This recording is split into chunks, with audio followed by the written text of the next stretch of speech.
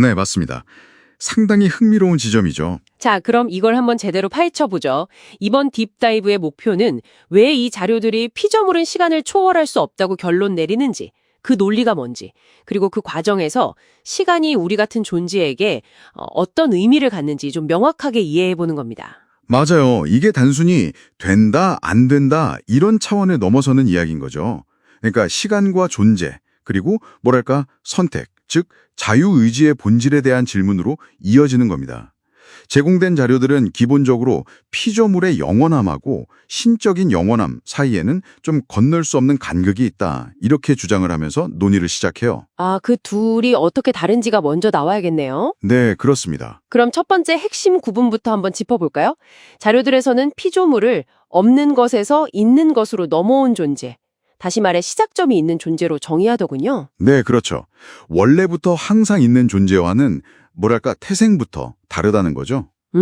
시작점이 있다는 것. 그래서 피조물이 누릴 수 있는 영혼이란 건 설령 그게 가능하다고 해도 끝없이 그냥 이어지는 시간의 연장선일 뿐이다. 이렇게 설명을 해요.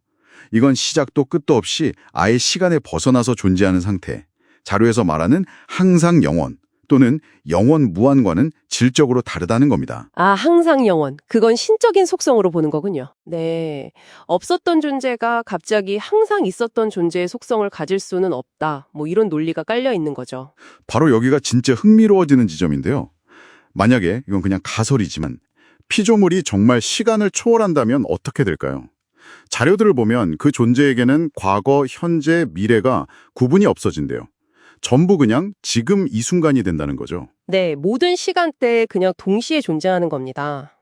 근데 이 가정이 아주 중요한 딜레마를 만들어냅니다. 만약 그렇게 모든 순간에 동시에 존재하는 피조물이 단 한순간이라도 어떤 잘못된 선택, 그러니까 자료들이 말하는 죄를 저지른다면요. 여기서 죄라는 건 뭐 신적인 기준이나 도덕적 기준에 어긋나는 그런 선택을 의미하는데 시간을 초월한 상태에서는 그 한 번의 잘못이 그냥 특정 시점의 사건으로 끝나는 게 아니게 돼요. 아, 그럼 어떻게 되는데요? 그 존재 전체를 규정하는 어떤 상태가 되어버리는 거죠. 잠깐만요. 그러니까 과거에 죄를 지었고 지금 짓고 있고 미래에 지을 거다가 아니라 그냥 그 존재 자체가 모든 시간에 걸쳐서 영원히 죄를 짓는 상태가 된다? 이런 건가요? 정확합니다. 바로 그 점을 자료들이 지적해요. 그런 존재를 항상 범죄하는 자, 이렇게 규정하더라고요. 와, 항상 범죄하는 자. 그러면 회개나 변화의 가능성이 있을까요? 없겠네요. 그렇죠. 모든 것이 그냥 지금이니까 되돌리거나 바로잡을 내일이나 다음 순간 같은 개념 자체가 성립이 안 되는 거예요. 그래서 자료들은 죄를 지을 가능성이 조금이라도 있는 불완전한 존재가 시간을 초월하게 되면 존재하는 그 즉시 영원한 심판 상태에 놓여서 소멸될 수밖에 없다? 이렇게까지 주장합니다. 어떤 자료는 이걸 시간을 초월한 피조물에게 단 한 번의 죄는 영원한 정체성이 된다. 이렇게 표현하기도 하고요. 굉장히 강력한 주장이네요. 그렇다면 혹시 피조물의 자유의지가 완벽해져서 더 이상 죄를 안 짓게 된다면요. 그때는 시간을 초월할 수 있는 거 아닐까요? 아, 그 질문도 흥미로운데요. 자료들은 그 점에 대해서도 좀 부정적인 입장을 보여요.